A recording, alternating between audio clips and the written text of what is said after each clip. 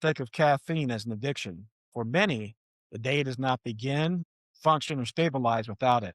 Today's wellness hero, Steve Fraser, walked away from caffeine and uncovered how deeply it was shaping energy, sleep, stress response, and daily stability. Steve is the founder of Release the Coffee Cups and author of Release the Coffee Cups Winning the Battle with Caffeine. What makes Steve's story compelling is not that he quit caffeine, it is why he did it, what changed afterwards, and what he learned about that energy, stress, sleep, and choice along the way. This is not a story about demonizing coffee. It's a story about awareness, autonomy, and reclaiming internal energy rather than borrowing it. So, Steve, before we talk about caffeine itself, take us back a little bit. What was happening in your life that made you question something, that's so socially acceptable and actually helps people socially and decide to step away from it? I had a very dramatic incident, which made it very easy to quit the first time. 13 years ago, I found myself in the emergency room, laying on a bed, watching the EKG machine go up and down as my heart was racing. I thought I was having a heart attack. And the doctor came in and he said, "You're okay. You're not going to die."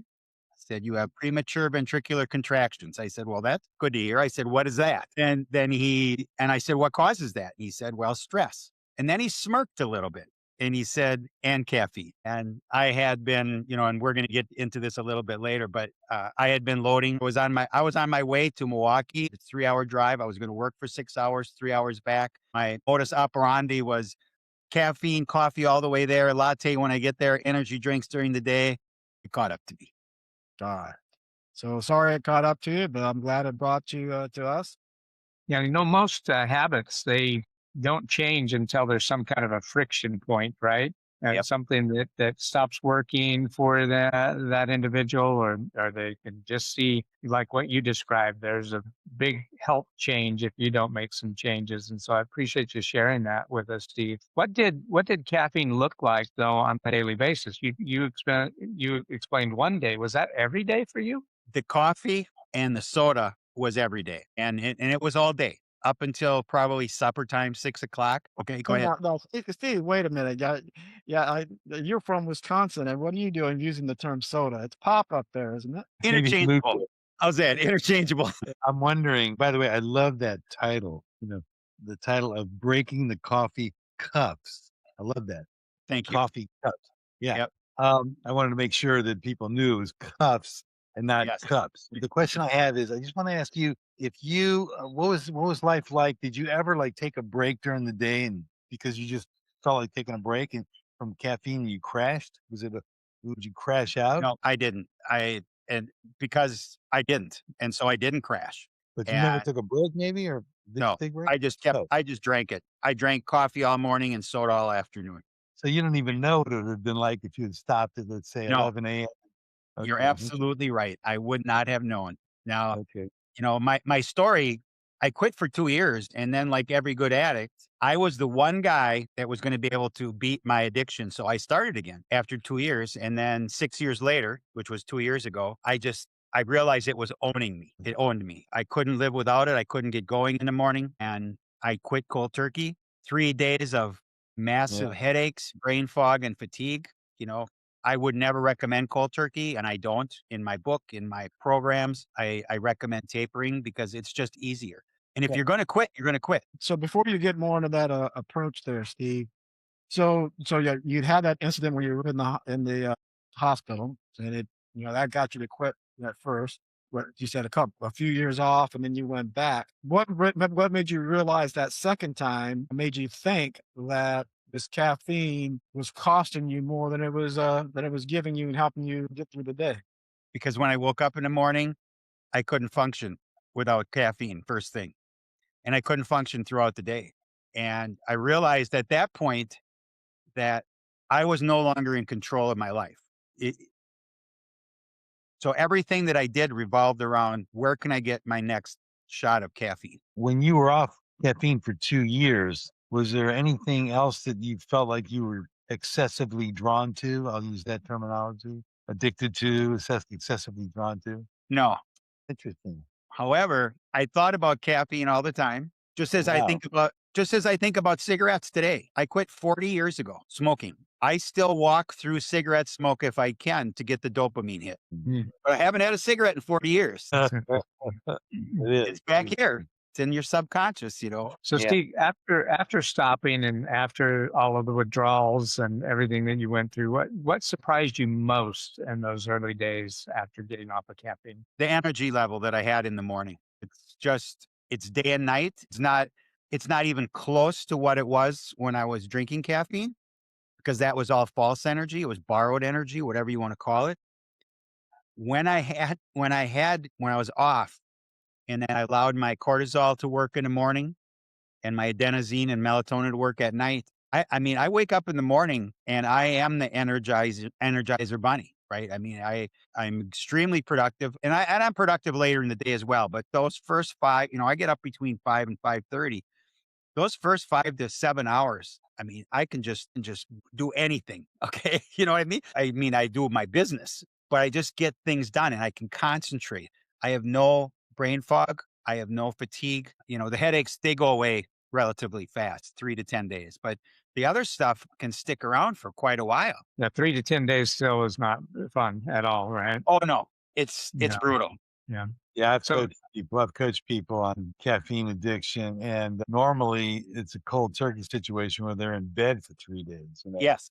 Yeah. yeah, I was going to ask you, Dr. Bob, listening to Steve's description of his turning point and everything, what really stands out to you about that normalization of dependency and how the body pushes back? Well, I think that it's all about awareness, right, Steve? I mean, you finally became aware that you were being run, your life is being run by it. And you might have even have been feeling bodily effects. I know people have felt Yes. bodily effects. And so, that's kind of like the wake up call. The body's giving you signals, your mind is telling you, wow, I got to do something here. And then you finally made the decision to do something, which is really great. And I acknowledge you for that.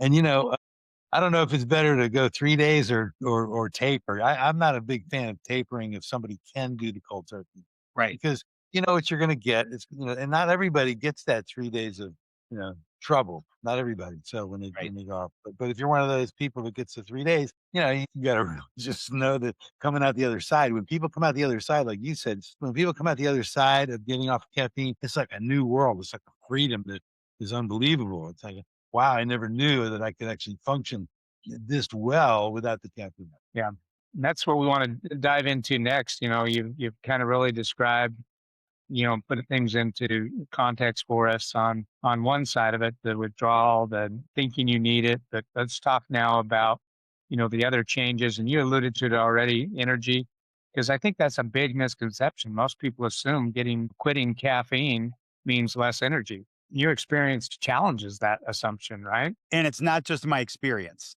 but my experience absolutely does 100%. But when you look at the actual biology of our bodies and you allow that natural cortisol to come in, and I'll say this more than once, the quality of sleep is so dramatic when you get off of caffeine, and it's a game changer. It's a life changer. And when you can sleep well at night, you have everything works. You heal your brain, your subconscious heals, your bodies heal. Men produce testosterone, women produce some hormones in that stage 3, and then stage 4, you get your deep sleep. And at the end of the day, of all the people that I talk to in my book, I have anecdotal stories. Sleep is the number one benefit. And because our health is based on sleep. And the fact is that caffeine disrupts the circadian rhythm, and that's biology. Nobody can stop that. And so stage 3 and stage 4 are shortened and they're delayed. And Yeah. so what happens? You wake so up tired. couple things, sleep. Steve, I thought I called you sleep because you sleep so much so well. But couple things, Steve. So agree with you that sleep is foundational. There's a reason why we spend a third of our life asleep, basically, for the regenerative purposes of it. But you also mentioned in there a little bit the stress, the cortisol, which is a stress hormone. So we've talked about energy improving, sleep quality improving. But how about your stress response and handling that? And handling the cortisol, how that changed over time. I had little to no anxiety, nervousness, which are all related to stress hormones. And, the cortisol is there. Each one of us produces cortisol in the morning. That gets us going. That's part of your life. If you're healthy and not drinking caffeine. So And you realize that in the United States, 85% of people drink caffeine every day. That's an We got incredible that. statistic. Wow, that's an incredible statistic. Yep. You have one form or another, either have their coffee, they have their tea, but they have their pop. There you go. So in some form or other, they get that caffeine on there. Yep. So now you notice, so your stress was good. The other thing that people often wonder about is, well, did you notice any change in your mood stability or, in your emotional resilience that you didn't expect? That was surprising to you. I think I became more even tempered. You know, you have the ability to count to 5 or 10, where instead of as an adult, that's what we're supposed to do, right? Before we respond. When you're all stressed out and you're on caffeine, and you just snap. And so yeah, I I I I I would compare it to adulting, when I came out of this high stress environment from the caffeine, all of a sudden I was just a better adult. I was a better husband, I was a better parent, better grandparent, because I had the ability to have some compassion. And when you're stressed out, you don't have compassion. You're anxious, you're nervous, you have anxiety. And, in particular, women are affected even more because they have a lot more hormones. And so I think that it allowed me to create a better life. That's a dramatic change. It is. Yeah, many people though, they really fear that withdrawal, right? They fear that more than the dependency that they're Yes. on. When you navigated that whole process, is there any tips that you could give somebody that may want to want to have to deal with those withdrawals? Yes, the best plan that you got to have a plan. Okay. And I preach this from the mountaintops. It's just like if you're going to open up a business, you got to have a business plan. Well, here you've got to have a recovery plan. And what are you going to do? Okay, I mean, because the physical aspect is one thing, but there's so many other aspects, societal pressure. And what do you do when you walk into the break room and you're the only person drinking decaf and there's no decaf there? Okay, it's a herd. I'm a self-sabotage coach background. When you're not part of the herd, you are the black sheep. And a lot of people can't deal with that. And so you have to be prepared for that. Maybe you walk in with a flask of decaf and at first you just kind of say, well, this is my blend, and then later on they find out it's decaf because they're going to, right? But maybe we take it in small increments, right? Instead of just blasting the herd that you're different, you're the rebel. And because that's what it is. Because let's face it, when you are, 1.5 people out of 10 that aren't doing it, you are different. And also then they're going to notice changes in you, and they aren't going to like the fact that you now have energy, that you now aren't anxious, that you're not nervous. I think another issue is that I think there are a lot of people who probably are addicted to caffeine but don't realize it. It's just what they do. Yes. And they don't even. I think one of the most important tips also is, in addition to what you're saying, Steve, is monitor yourself in the morning when you get up, and have coffee one day, and then 2 days in a row don't have coffee when you first get up. Wait a couple hours, and then see what's going on. I mean, if your body is a mess, if your whole being is a mess, then there's some kind of issue going on. That might help snap people into understanding that they got to do something. Absolutely. I think I get a lot of pushback. I mean, I did a podcast and I used an analogy of a salmon swimming upstream. And the host just cut me off and started to chuckle. And he said, no, Steve, you're like a salmon swimming against a tsunami. And he's absolutely right. Because I hand my book to friends and family. The first thing they say, many of them, is you can't take my coffee from me. And Yeah. I look at them and I say, I have no intention of doing that, because as adults, we all have free will and free won't. I can't control you. You control you, but I can provide you information, and then you can decide. You reevaluate your relationship with caffeine and whatever source, because there's no difference between a caffeine molecule in a soda or a pop. Sorry, my apologies. And coffee Did you and get it chocolate right? and energy drinks. It's all the same. It's just a matter of what dress you put on the pig. It's still a pig, right? Your experience, Steve, it really pushed you to kind of dive deeper into caffeine itself, not necessarily where that it was just coffee, right? It was all Right. caffeine. Yes. So after the break, we're going to explore what you uncovered. But first, a word from today's sponsor. This episode is brought to you by Brain IQ Pain Eraser Roll-On, a clinical grade pain relief roll-on designed to help you feel better fast. Brain IQ Pain Eraser delivers instant targeted relief using advanced nanotechnology combined with powerful natural ingredients. This absorbs quickly right to the source where you need it. No pills, no mess, just roll it on and get back to moving. It's ideal for your lower back pain, knee pain, shoulder pain, joint discomfort, or everyday aches and pains. Makes it great for an active adult or a busy professional and anyone that's just tired of pain slowing them down. So it's compact, easy to use, and effective. Try Brain IQ Pain Eraser. It works when and where you need it. We'll leave a link in the show notes for you. So let's get in now to what caffeine actually does to the body. And we're discussing, we've discussed the casual effects, right? But now it's effects on the body and, everything else that's going on. That's what we want to get into next here. So Steve, what did you learn about caffeine, not just coffee, but caffeine and the impact on the nervous system and your stress response? First thing that happens is that your adenosine receptors are plugged, which means that an adenosine basically is the biggest driver for sleep. Okay, along with melatonin. A lot of people have heard of melatonin, not so much adenosine. Well, the caffeine molecule is so similar to the adenosine molecule that it actually goes into the receptors in our brain, which then makes you not tired. Okay, it's called wired but tired, which means that your brain is wired, but your body's tired. And the adenosine it goes across a lot of different things. And if you're a chronic user, the adenosine receptors never clear out at night. And that's why in the morning you still may be tired because you have that parasympathetic mode. You never reach that good, deep delta wave sleep. The next thing it was when it hits your adrenal glands. Did you want to, Dr. Bob? I just wanted to ask you something. I think it'll help our audience to understand what you're talking about with respect to sleep.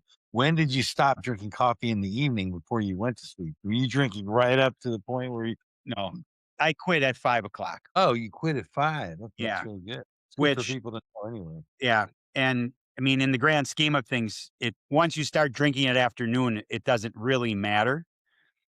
I'm not being facetious. At the end of the day, if you're drinking caffeine throughout the day, you've upset your circadian rhythm. And then all these, because every time you drink caffeine, then the next step is adrenaline. It hits your adrenal glands. It releases adrenaline. Okay. That's fight or flight. That's a sympathetic mode of your central nervous system. And what happens is that what does your body do? It pumps a bunch of glucose into your muscles because it's preparing you to fight or flight. Now, what happens when you're sitting at your desk or in a coffee shop or wherever and you're not using that? Well, your blood sugar spikes. And then your pancreas says, whoop, hold on, pump a bunch of insulin in.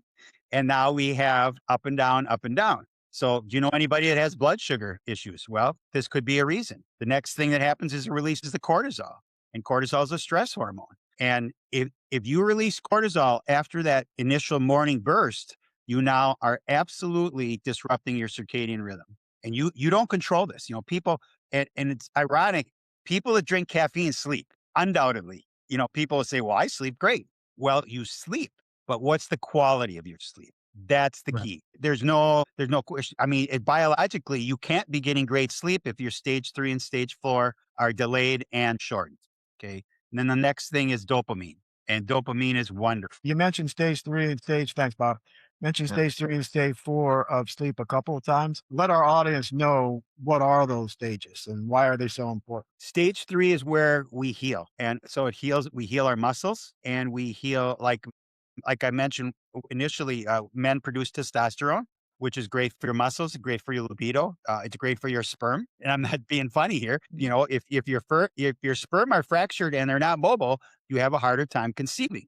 Okay, that's just the way it is. Now, and then stage 4 is REM sleep, and that's where you dream, and that is where your body will repair some of your in your brain, and also other parts of your body. It also repairs. And and those are supposed to be about 40 to 50% of your sleep cycle. And when you're a chronic caffeine user, it goes down to probably 30 to 40% instead of 50. And that's why you wake up tired, because those are the places where you get your real rest. Right. So people can kind of do a self check if they're not getting dreams, and actually sometimes the more vivid the dreams, the better REM sleep they're getting on that. So that's stage 4. What type of self check is there? A self check that somebody can tell if they're getting stage 3 or not? Or should they assume if they're getting stage 4, they're probably also getting stage 3? Yes, I would agree with that statement that Mm. if you're getting stage 4, you're getting stage 3. Now, if you're a chronic caffeine user, and by chronic, I mean anything over 2 or 300 milligrams a day, probably 200 just to be safe, but 300, you're chronic. Literally can't get good stage 3 and stage 4 sleep because your circadian rhythm is disrupted. Okay. I mean, It how comes much? So you say I'm sorry, by one second. The 200 milligrams per day. How much is in a standard soda, Steve, or in a standard cup of coffee? well, a pop would have about 45 milligrams average. The big ones are 64. That's my That's in, question. that's in a 12 ounce can. And a cup of coffee. Cup of coffee will range generally around 150. And it's ironic that you say cup, because cup Yeah. used to be 6 ounces, then it was 8 ounces, then it was 10, then it's 12. Now it's 16. Okay. So a cup of coffee, if you drink a 16-ounce cup of coffee, you're getting probably 200 to 300 milligrams of caffeine. And in the show notes, and I sent this to Tim, there's a chart with 1,000 beverages in the United States and Canada, and it shows. So it'll go through the whole Starbucks menu and tell you how much caffeine. Because if you can determine what you're drinking, you can deal with it. If you Yeah. don't know, you can't. Yeah. So, Steve, for our listeners, that maybe they say, oh, well, I don't ever drink more than one cup of coffee, but where are some other unknown areas that they're getting caffeine from? Well, the funniest thing is that there's some diet sodas. When I was writing the book, I was drinking Diet Dr. Pepper and Diet Sundrop. And I was drinking 2 or 3, 4 or 5 of pop a day while I'm doing this. And I looked down at the Diet Dr. Pepper can one day, and it said caffeine. And I was ready to throw it against my screen, right? I'm so disgusted because I'm thinking I'm not doing any caffeine, and here I am, right? Mhm. And then I went to the Diet Sundrop, and that has the most caffeine of any 12-ounce soda. It's a citrus soda. And the only reason they put it in there is for addiction. Okay. Yeah. I mean, that's it. There's no reason. And then you've got chocolate, which is not terrible. Okay. I mean, I like a regular Hershey's bar will have maybe 20 to 30 milligrams. Now, if you're extremely sensitive, that's going to affect you. There are some natural flavors, which they often put into energy drinks and also pre-workouts, guarana and yerba mate and cola nuts. They all have natural caffeine, but it's not listed on the label. So realize there's a problem here. And particularly if you're sensitive. And then the last one is medications. Okay. Example would be extra strength Excedrin, 65 milligrams in one pill. And you don't ever take one, you take 2. Well, that's like a whole cup of coffee. Now, just think if you're drinking coffee and taking Excedrin and then washing it down with coffee. Okay. It's called caffeine stacking, kind of like habit stacking in Atomic Habits, right? I mean, if you've ever heard of that. And that's what makes it dangerous, because people aren't aware of that. But you look at another example would be PMS medications. Caffeine aggravates the menstrual cycle severely, particularly during PMS. And what do they put into PMS medications? A bunch of caffeine, because it gives you a little buzz, right? Gives you a little dopamine hit, but it's making your cramps worse, things like that. Wow. Do they also use it as a carrier? Is that one of the other reasons why it might be in a medication? Yes. As a carrier ingredient into the bloodstream faster? Yes. And let's face it, you're much more likely to take a med if it makes you feel good. It's human nature, right? I'm not an addict on that, but I mean, I've done 5 podcasts with addiction guys, right? Drugs, alcohol, the whole deal. This is all real. And nobody wants to talk about it other than the guys that have recovered, right? Which I'm one of them. So now one could say, Excedrin has some side benefits. Chocolate, people have found, has some side health benefits. But our biggest culprit a known culprit is the coffee, right? And there's a lot of this. Have you seen, are there benefits to coffee? And people have talked about benefits to coffee from studies. Are they associated with caffeine? Or what did you find out? Or does coffee have any benefits if it's decaffeinated, Steve? Well, coffee has benefits, but not with the caffeine. And your observation on the decaf is really spot on. If you drink regular decaf coffee, it still has 10 to 15% caffeine in it. And they use chemicals to take the caffeine out. So it's also got chemicals, and then it's still got the herbicides and the pesticides. I drink a cup of coffee almost every day. I drink organic Swiss water processed, which takes out 99.9% of the caffeine because it has polyphenols and it has antioxidants. And if you go into social media and look at some of the big guys that are promoting coffee, one guy made the statement that says, if you drink 3 to 5 cups of coffee a day, you're going to live longer and you're going to be healthier.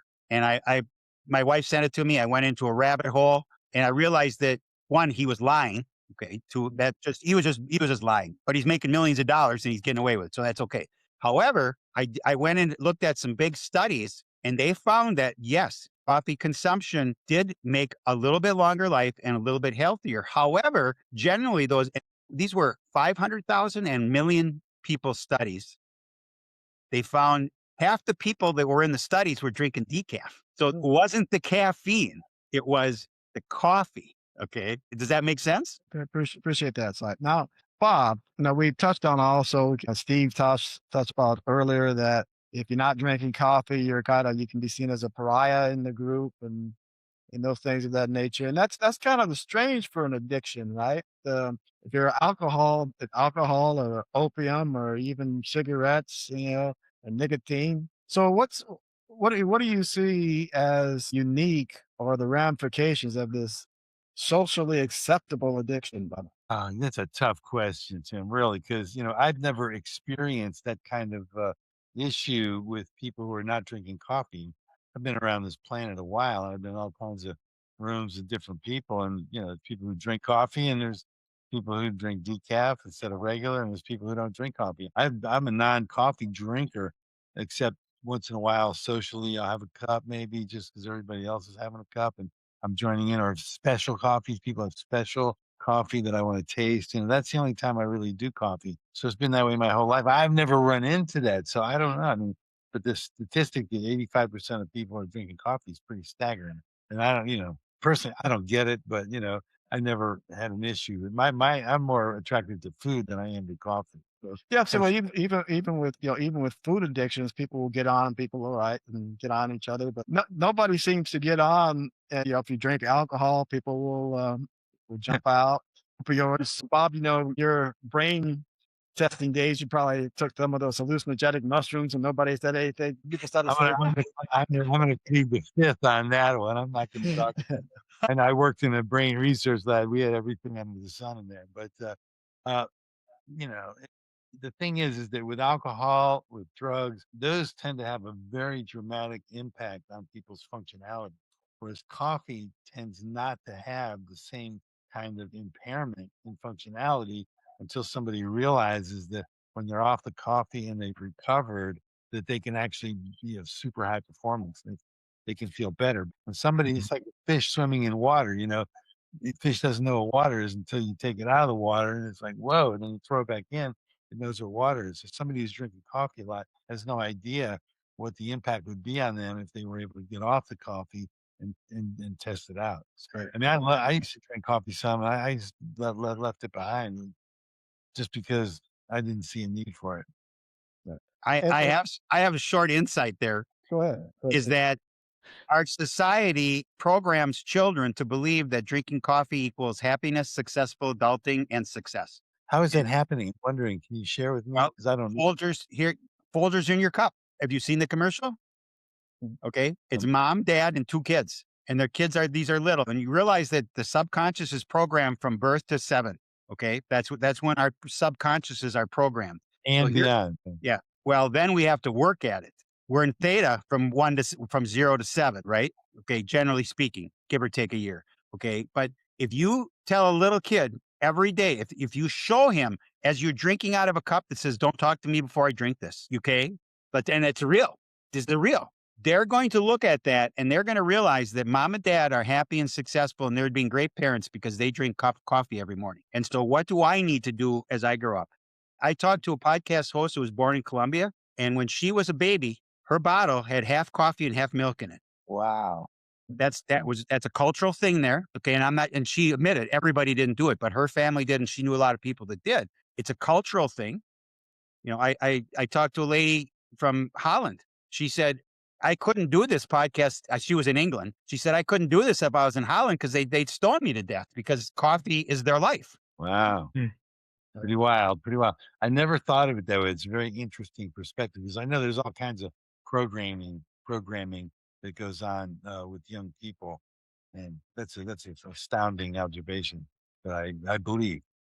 When I in my self-sabotage work, realize that we can be made to do almost anything. Well, Steve, you're getting ahead a little bit there. Sorry. Not too much. We're getting right into that section. But before we do that, there's another concept you brought up. You and Dr. Bob were debating a little bit. You gave from stage 1 to whatever. It was you're in theta. I'm not sure if people understand, what that is. So what do you mean by theta? Theta is where everything you take in goes into your subconscious. Okay. And that's why kids their subconscious are programmed when they're in theta, when they're younger. As adults, we have 2 primary times of theta, and they're very short, can be just minutes when we wake up and right before we go to bed or as we go to sleep. So, when you wake up, if you start your day and it's in a theta, you wake up with gratitude, with thanks. And when I go to bed at night, the last thing I do is I thank God and I show gratitude for the day because I'm still alive and I had a good day because I was alive. And so what do I dream about then? That's the last thing that I'm thinking about as I go to sleep in my theta brainwave state. So my subconscious now says, he's happy. We're going to have happy dreams tonight. If you have car crash dreams or where you're going to do it tomorrow, what are you doing all night? I mean, how many times? And we've all done it, right? We didn't write down what we had to do tomorrow. And then when we went to sleep, we decided that we were going to determine our schedule for the first 5 to 10 hours of our day. And your mind is racing all night because that's your subconscious. Your subconscious works 24 hours a day. I think, Dr. Bob, would you agree with me there? Well, surely. I wouldn't say that it's racing because people equate racing with not being able to sleep well. Okay. The Yes. subconscious mind is there in the background, working. It's there. That's what it does. It's on Yep. all the time. As far as I'm concerned. That's why we always say, in hypnotherapy, they say when you want to reprogram your subconscious mind, you get to a theta state. You get to a relaxed state where Yes. you can be open to receiving something and not having the conscious resistance that occurs. And so, but the subconscious mind is remarkable. So I do very similar things because in the evening, I say, okay, my mind says to my brain, mind and brain and body. That's the whole being, mind, brain, body. I don't say just mind, body, spirit. I say mind, brain, body, spirit, because the mind is what's directing the brain to do what it does. And the mind is the one that's the subconscious mind. So it's not necessarily totally integrated into brain matter, brain neurons and brain glia and brain, all the other nerve cells in the brain. But the mind is, when in evening before you go to bed, and everybody out there, you want to think before you go to bed of what it is you'd like to accomplish both the next day and maybe the next year and maybe the next 5 or 10 years, and let the mind work it out overnight. You'll get insights. I always get insights in the morning and even during the next day. Wow, that's how I've been able to formulate all my different programs because my programs are quite unique, and I don't have the programs come to me from any other human being. They just come to me in formulation, whether it's from God, the universe, subconscious mind, whatever it is. They come.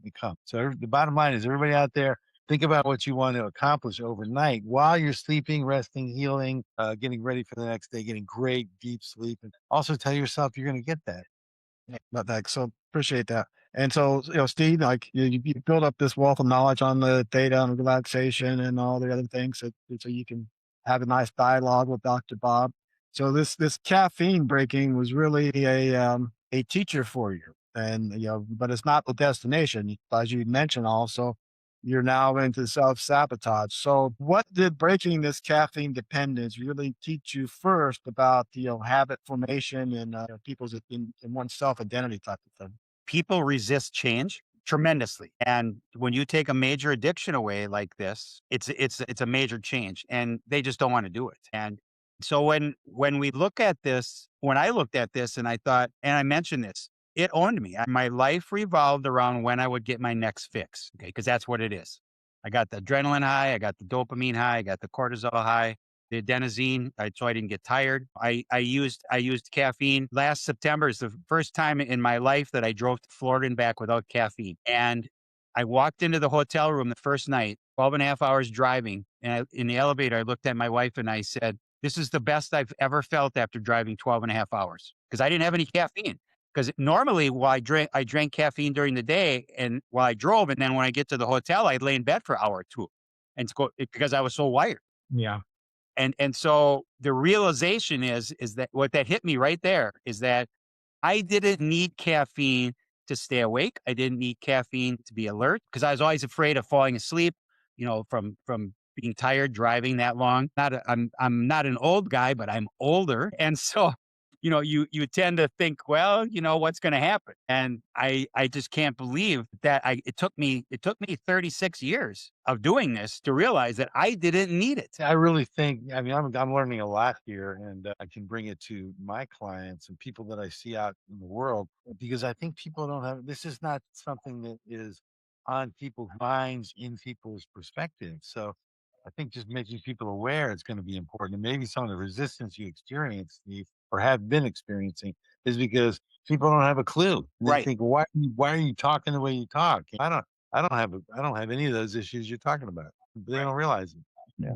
Interesting. When we look at addiction, though, a lot of people may misunderstand really what addiction is. And through your experience, it really became, what was that clarification to you about addiction? My life changed completely. I was free. And when that hits you, if you can get to that point, it completely changes your life. And this is the story of anybody that's been heavily addicted to caffeine. And I'm in different groups. I hear this every day as I read them and talk to people. It's a life changer, because quitting caffeine is not a physical thing. It's not a social, it's a life changing event. And Yeah. and if you ask to any drug addict or alcohol addict, it's the same thing. Because caffeine is so socially accepted and socially promoted, nobody thinks of it as a psychoactive drug. And it is. And that's not disputed. But it's $1 trillion a year business. That's it with a T. So you realize that anything ever negative said about caffeine is squashed. That's And interesting. it is. I mean, Phil Mickelson, golfer, right? He just created a new coffee. He's got on Facebook, he's got a reel of some professional other guy that says drinking coffee is the best thing in the world for you. Once again, I like to just smash my screen, but that's beside the point. And they're just lying, and they're going to make a whole bunch of money, because Phil Mickelson's a very well-known guy, especially for people my age and younger and older. And they're pushing this. And if Phil says it's okay, it's got to be okay. Right? Let's face it. It's that psychological programming. We follow celebrities, we follow sports athletes, and you have to look through. And the key is question everything and think for yourself. Do your own Yeah. research. Yeah. Very really good. So, Steve, what does your wellness life look like now as far as energy, rhythm, recovery? I feel great. I'm 68 years old. I'm on no meds. I can go on the floor with my grandkids if I want. Sometimes I don't want to, because it's hard to get up sometimes, beside the point. But my energy level is phenomenal. And I have friends that are my age, and they're just melting away. They're fading away because their health is deteriorating. They go on, and this is not an anti-doctor, anti-med thing, but let's face it, you go on one med, you got to take another med to get the side effects. And then you got another one. Pretty soon you got 15 or 20. And guess what? You feel like crap. It's Pretty not doing accurate. it. Yeah. Yep. Yeah. And my energy I have, and the freedom that I don't have to be chained to anything to have this energy, is amazing. And I sleep through the night 80% of the time. At 68, I sleep through the night. So your personal experience, you've gotten to that point where this is so life-changing for you, but now how can you help others experience what you've experienced, right? So let's talk about your book. Okay. It's 400 pages, 300 plus references. I My wife gave me a choice. What's it called again, Steve? It's called Release the Coffee Cuffs, Kuffs, at Winning the Battle with Caffeine. It's available on my website. It's also available on any major bookstore, and it's also on Kindle. And my wife told me when I was going to do this, she said, I said, I want to get people to listen to me. Okay, how do I do that? She said, well, you can get a PhD. Dr. Bob, people will listen to you when you have a PhD. That doesn't help much. Not always. Right. And I said, Yeah, people do. They do actually kind of listen more. right, kind of, right. Better than not at all. Well, Right. I said, I'm not going to do that. I went through the process. I said, so what's option number 2? Because this was looking pretty dim for me. Yeah. She said, well, you can write a book. You bet. And Yeah. because it does make me a subject matter expert, because I've looked at the studies, I've done the research. And when you look at the studies, you realize, and there's one thing I want to bring up just very quickly, is that my micro mission of this whole thing is to convince any pregnant woman or anybody that knows a pregnant woman to stop drinking caffeine while she's pregnant. Okay. The fetus does not have free will and free won't. And so the ramifications are so phenomenal. If anybody knew this, 90% of these women would stop, but they don't know. So my mission is to tell them. And so I get on every podcast I can. I'm going to do a TEDx talk this summer. I'm trying to get speaking engagements with medical establishments and wherever, because my message is hope and love.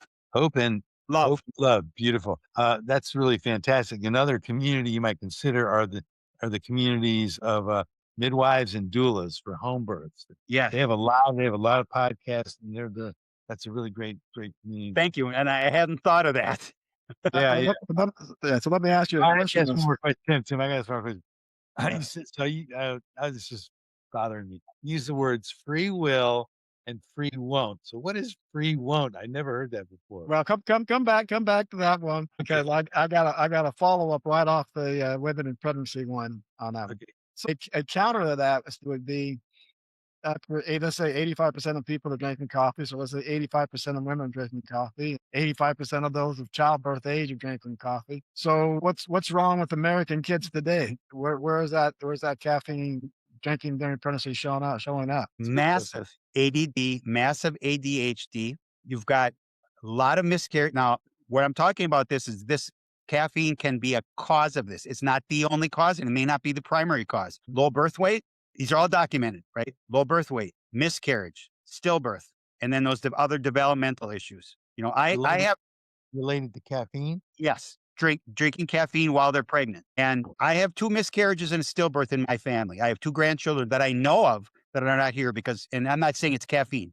That's not what I'm saying. When somebody has a miscarriage or a stillbirth, it affects not just baby and parents. It affects the whole circle of influence, grandpa's, whatever. You understand. Mhm. Now, just think, as we do this podcast, if we got one woman that's pregnant stop drinking caffeine while she's pregnant, we possibly could have saved a life. How many podcasts have you done in the last years where somebody when you can say that about the podcast you just did?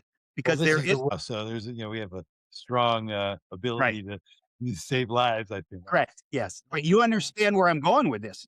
There's no delayed gratification because we never know. But in my heart, I know that at some point I will reach at least one woman who might have had a miscarriage or a stillbirth, and then I'm a winner. I've accomplished all my goals. Doula and the community and the midwife community is going to be really great for you, because those women and men who do that are plugged into their clients. They're with them. Yes. They're so long, and you might be able to get information about ADD, ADHD, stillbirths, various things. But there's just some data. Anyway, so I just wanted to bring that up to you, because Sure. we really need to know, like, what's going on, what's really happening. Is it really a problem for the baby? I mean, for the mother to have caffeine. And my mother drank coffee, and I guess that explains something about me. But anyway, it's really would be interesting to know, is it really impactful? The mother should be stopping for her own benefit, for sure. Anyway. Yeah.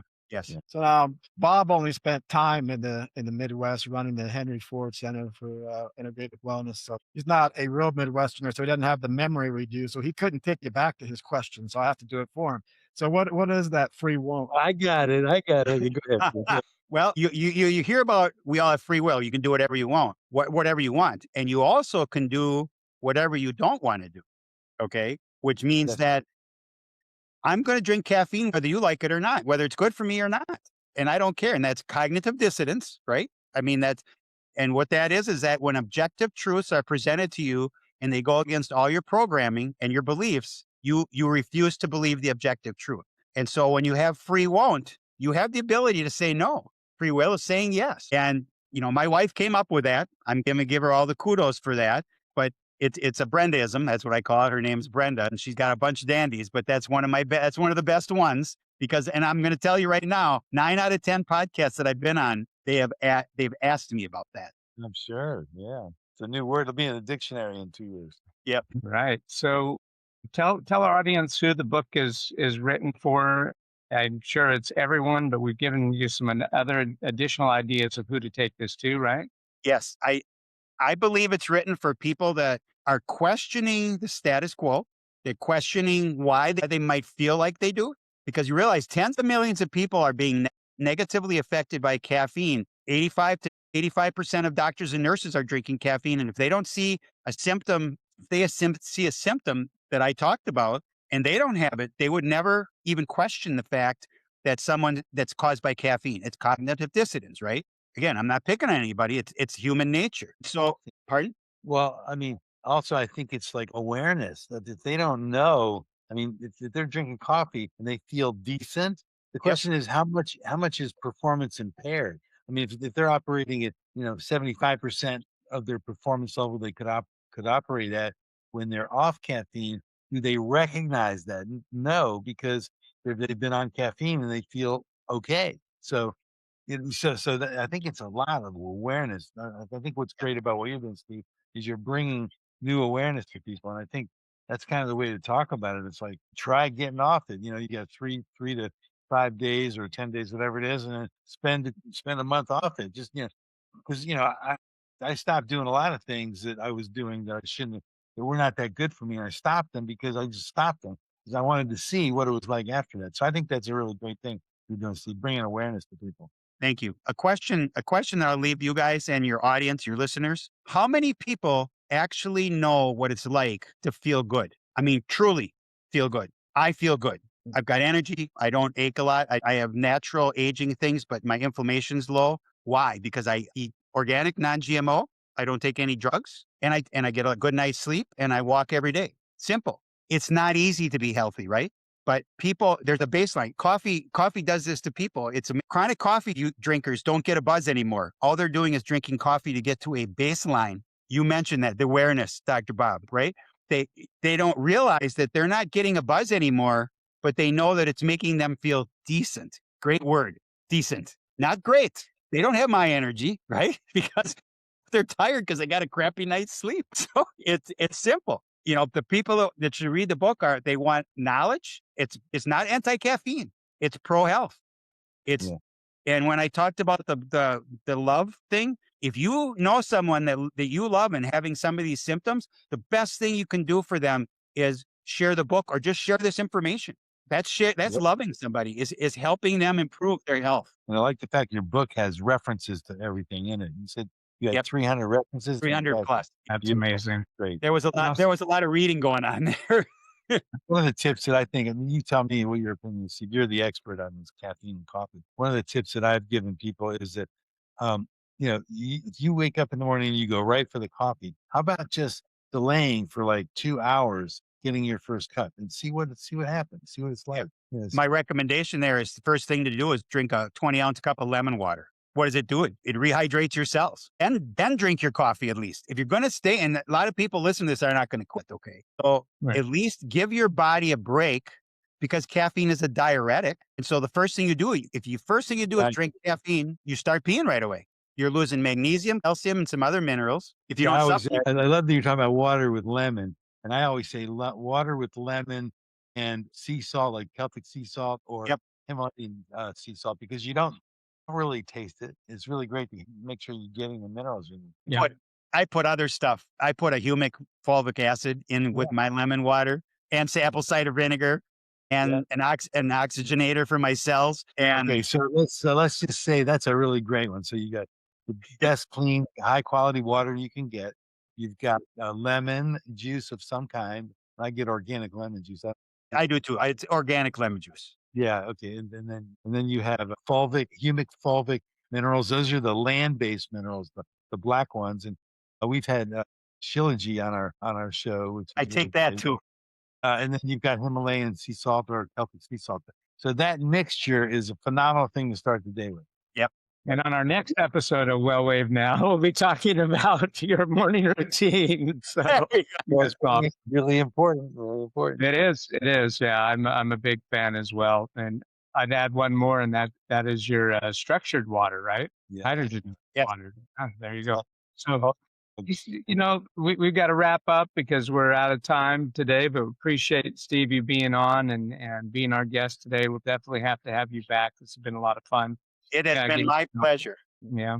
You No. are all very gracious. Your story is more than just about coffee, right? Or caffeine. It's Yep. awareness, it's choice. Yes. It's reclaiming your own energy and not being dependent on a stimulant.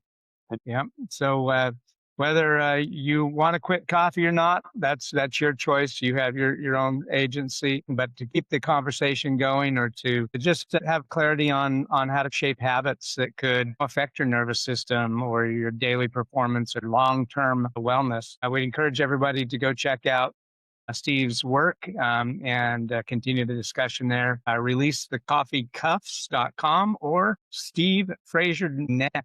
Please also subscribe to the Wellness Wave Club YouTube channel and join the conversation inside our Facebook community. Until next time, everyone, stay curious, stay empowered, and remember, wellness, it's in you.